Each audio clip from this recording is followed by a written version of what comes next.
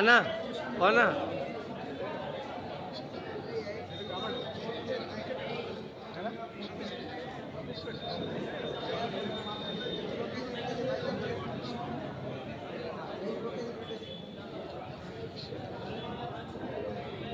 చిరస్థాయిగా మిగులుతూ ఎన్నో కార్యక్రమాల్లో పాల్పంచుకుంటున్నటువంటి ధార్మికవేత్తగా ఈ కార్యక్రమానికి విచ్చేసినటువంటి అంజరెడ్డి గారికి స్వాగతం, శుభ స్వాగతం. అలాగే శ్రీమతి గోదావరి గారు కూడా ఈ కార్యక్రమానికి విచ్చేశారు. వారందరికీ కూడా ఒకసారి చప్పట్ల చేత మనం ఆహ్వానిద్దాం. దంపతి సమేతంగా ఈ కార్యక్రమానికి విచ్చేసి వారి చేయూతను అందించారు. ప్రత్యేకంగా ధన్యవాదాలు తెలియజేస్తున్నాం. తర్వాత అవసరం ఉన్నది. ఎందుకంటే ఇన్ని రోజులు మీరు అనుకున్నారు వక్ఫ్ అంటే ఏంది, అసలు ఇది ఏంది, నాకు వచ్చిందా, నాకు రేషన్ బియ్యం వస్తే చాలు, నాకు పెట్రోల్ 10 రూపాయలకు వస్తే చాలు. కాకపోతే నీకు ఇందున్న భూమిని ఆడు గుంజుకొని తీసుకుపోతున్నాడు. నీకు భూమే లేకపోతే నీకు బండిలో పీడ నడుపుతావు. నీ బండి నడిపినందుకు నీకు పెట్రోల్ ఎక్కడికైనా వస్తుంది అని చెప్పి నువ్వు ఆలోచించినావు అని అడుగుతున్నా. ఎందుకు అడుగుతున్నా ఈ ముచ్చట అంటే, ఒకడు ఉన్నాడు మా పాత బస్తీలో, ఒకడు మా పాత బస్తీలో ఉన్నాడు. బత్తాలు కూడా తిరుమల తిరుపతి దేవస్థానం బోర్డు వక్ఫ్ ఒకటే అంటాడు. అన్న ఇది ఒకటేనా? నేను మిమ్మల్ని అడుగుతున్నా, ఒకటేనా? తిరుమల తిరుపతి దేవస్థానము నా ఆడి వక్ఫ్ ఒకటేనా?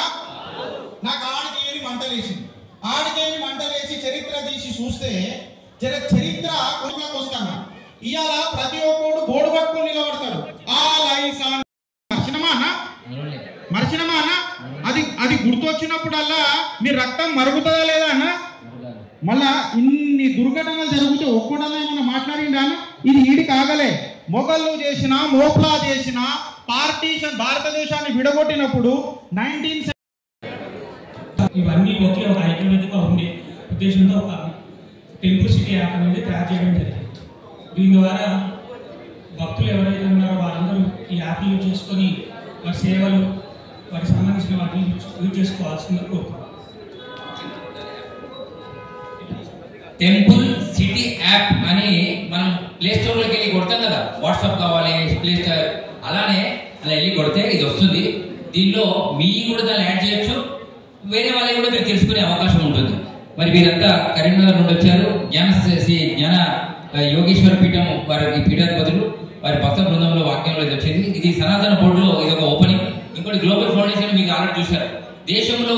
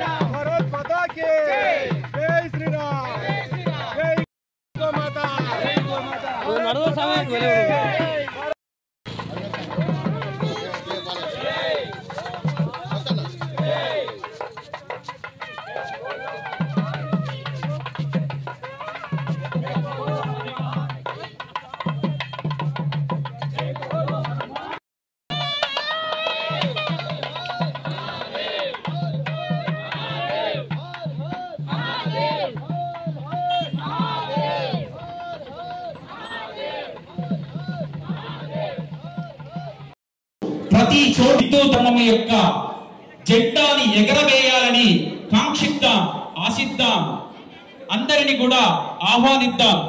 తదుపరి కార్యక్రమం నీ దృష్టికోణంతో కార్యక్రమం మార్చుతున్నానని 22వ తేదీ కార్యక్రమాన్ని మార్చినందుకు వారికి పాదాలకు శతకోటి వందనాలు.